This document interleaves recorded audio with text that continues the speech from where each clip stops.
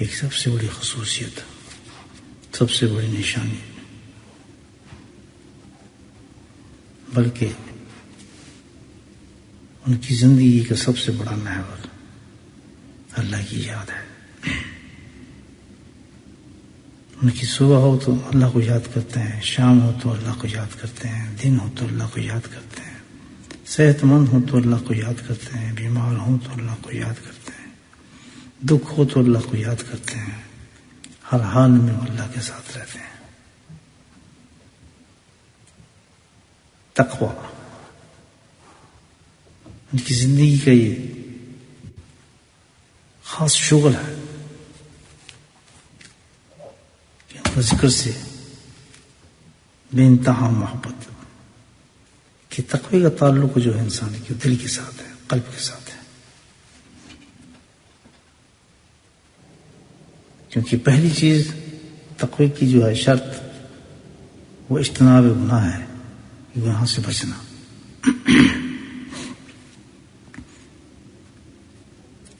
تقوی کی سب سے پہلی شرط گناہوں سے بچنا ہے۔ گناہ دو قسم کے ہیں، ظاہری اور باطنی۔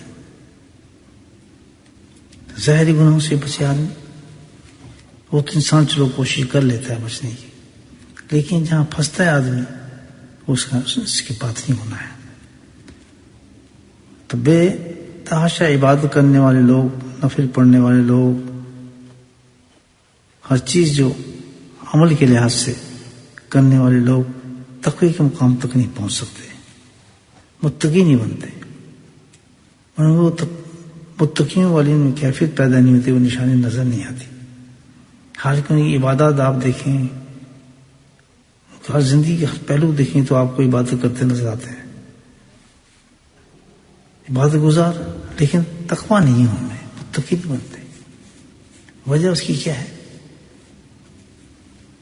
کہ انہوں نے اپنے باطنی گناہوں کو چھوڑنے کی کوشش نہیں کی۔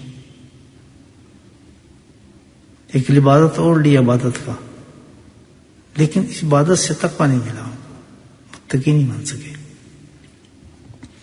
کیونکہ متقی بننے کے لیے سب سے بڑی چیز یہ ہے کہ گناہوں سے اجتناب، اور باطنی گناہوں سے اجتناب۔ دل کے اندر جو انسان کے گناہ ہیں، باطن میں جو گناہ ہے انسان کے، وہ چھوڑنا بہت مشکل ہوتا ہے۔ اور جو تقویٰ اختیار کرنا چاہتے ہیں، جو متقی بننا چاہتے ہیں، تو ظاہر ان کو سب سے پہلا سبق یہی کرنا پڑتا ہے کہ اندر کی گناہوں سے انسان چھٹکارا ہو جائے، غیبت سے بچیں، جھوٹ سے بچیں، چغلی سے بچیں،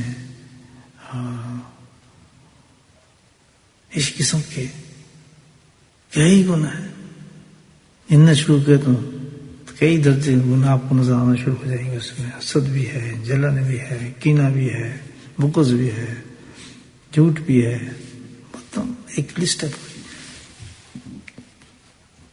تو یہ سارے کے سارے گناہ جو اکٹھے ہوتے ہیں، کہاں پر ہوتے ہیں؟ انسان کے دل میں ہوتے ہیں۔ اور تقویٰ کہاں آتا ہے؟ اللہ کے نبی نے اشارہ فرمایا اپنے دل کی طرف، تقویٰ ہونا، کہ دل کے اندر یہاں تقویٰ آتا ہے۔ تقویٰ کی جگہ یہ ہے،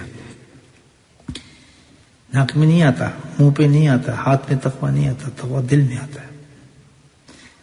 تو ظاہر ہے جب گند کے اندر اتنے گناہ ہوں گے تو تقویٰ کہاں سے آئے گا؟ ایک ہی چیز آ سکتی ہے، یا تقویٰ آئے گا یا روشنی ہوگی، یا اندھیرا ہوگا۔ روشنی اندھیرے ایک ساتھ تو ہو نہیں سکتے۔ تو متقی انسان کو جو محنت کرنی پڑی ہے وہ اسی کی طرف کہ باطن کی گناہوں سے چھٹکارا حاصل کرنا۔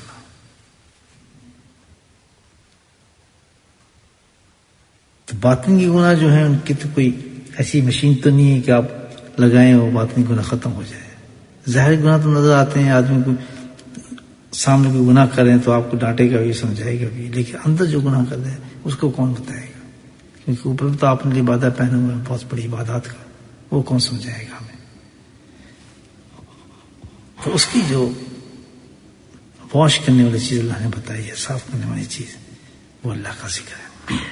جب دل خوبصورت بنتا ہے تو الحمدللہ دل کی کیفیت جو ہے وہ انسان کے چہرے پہ آنا شروع ہو جاتی ہے۔ دل کی کیفیت چہرے پہ آنا شروع ہو جاتی ہے، اور دل کا حسن آتا ہے چہرے پر.